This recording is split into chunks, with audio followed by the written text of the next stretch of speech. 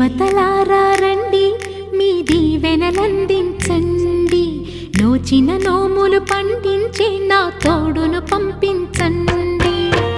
కలలో ఇలలో ఏ కన్నెకి ఇలాంటి పతి రాడనిపించే వరుణ్ణే వరముగా ఇవ్వండి.